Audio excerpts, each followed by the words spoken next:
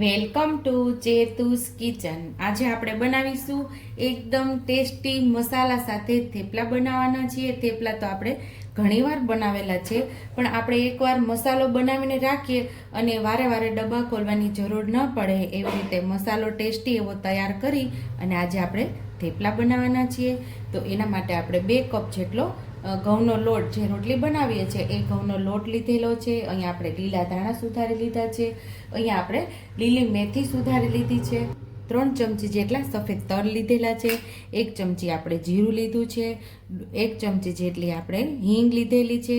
1.5 ચમચી જેટલું આપણે મીઠું લીધું છે. 3 ચમચી જેટલું લાલ મરચું પાવડર, 1.5 ચમચી જેટલું ધાણા જીરું પાવડર, 1.5 ચમચી જેટલી હળદર અને 3 ચમચી જેટલી કસૂરી મેથી આપણે લીધેલી છે. તો હવે આપણે ટેસ્ટી એવો મસાલો મિક્સર જારમાં આપણે તૈયાર કરી લઈશું. તો પહેલા આપણે મીઠું ઉમેરી દઈશું, હિંગ, ધાણા જીરું, હળદર,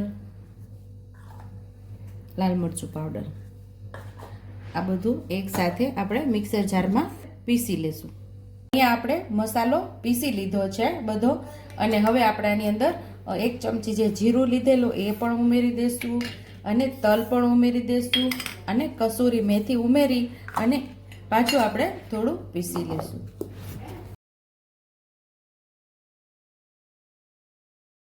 તો અહીંયા આપણો થેપલાનો ટેસ્ટી એવો મસાલો તૈયાર થઈ ગયો છે. તો એક જારમાં આપણે એટલે કે એક બોટલની અંદર આપણે ભરી લઈશું આને.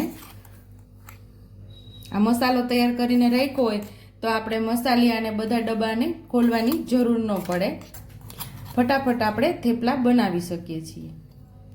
તો આજે આપણે આ જ મસાલાથી આપણે થેપલા તૈયાર કરવાના છીએ.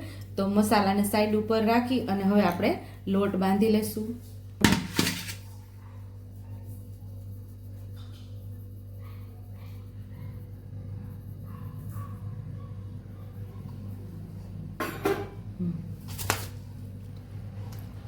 તો અહીંયા આપણે 2 કપ લોટ જે ઘઉંનો લીધો હતો એ આપણે કાથરોટની અંદર લઈ લીધો છે.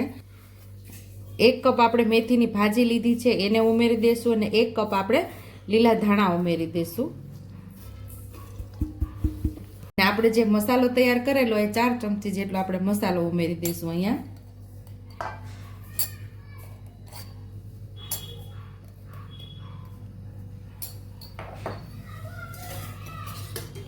બસ હવે આપણે અહીં કંઈ જ નહીં ઉમેરવું પડે. મોણ માટે 2 થી 3 ચમચી જેટલું આપણે તેલ ઉમેરશું.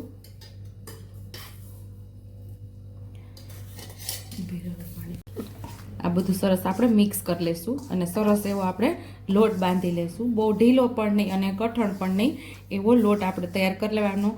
અહીં આપણે મેથીની ભાજી અને ધાણા ભાજી બે ધોઈને લીધી છે એટલે એ ભીનું હોય છે, એટલે આપણે લોટ બાંધવામાં થોડું થોડું પાણી ઉમેરી અને લોટને બાંધી લઈશું.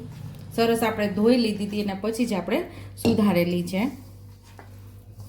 આ લોટને આપણે રેસ્ટ થવા નહીં દઈએ, કારણ કે ભાજીમાં જે પાણી રહેલું હોય એટલે લોટ આપણો ઢીલો પડતો જાય, એટલે લોટ બાંધીને તરત જ આપણે થેપલા બનાવી લઈશું.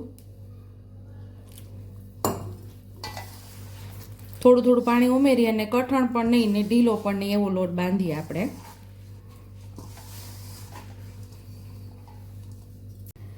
તો અહીંયા આપણો લોટ બંધાઈ ગયો છે. આવો આપણે લોટ બાંધી લેવાનો, અને હવે 1 ચમચી જેટલું આપણે તેલ ઉમેરીને લોટને આપણે સરસ પૂણવી લેશું.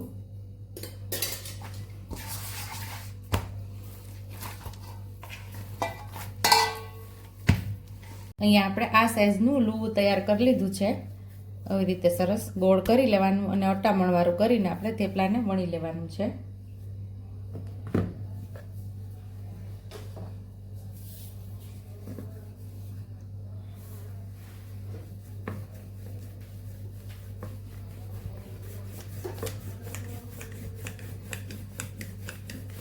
આવી રીતે સરસ વણી લેવાનું.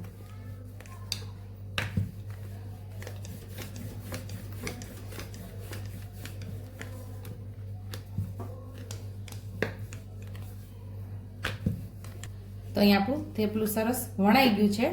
તો સાઈડ ઉપર આપણે તવી પણ તપવા રાખી દીધી છે, એમાં આપણે ઉમેરી દઈશું.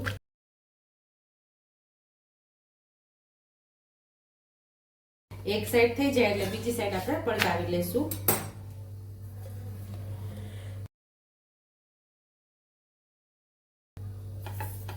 સરસ આપણે ઉપરથી તેલ લગાવી દેવાનું છે.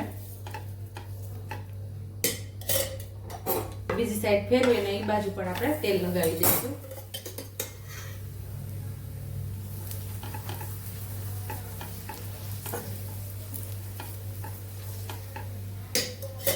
બે સાઈડ સરસ મસ્ત એવી ચૂમકી પડે એ રીતે આપણે પકાવી લેવાનું છે થેપલાને. આ થેપલાની અંદર તમે ચણાનો લોટ પણ ઉમેરી શકો છો અને દહીં પણ થોડુંક ઉમેરી શકો છો અને અજમા પણ ઉમેરી શકો છો.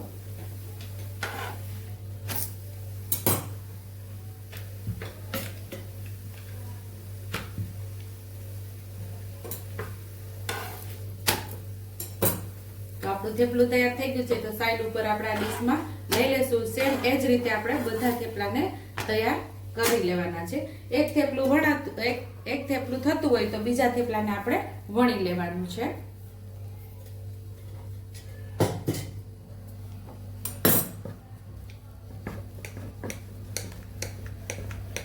આવી જ રીતે આપણે બધા થેપલા વણતું જવાનું અને તળતું જવાનું છે.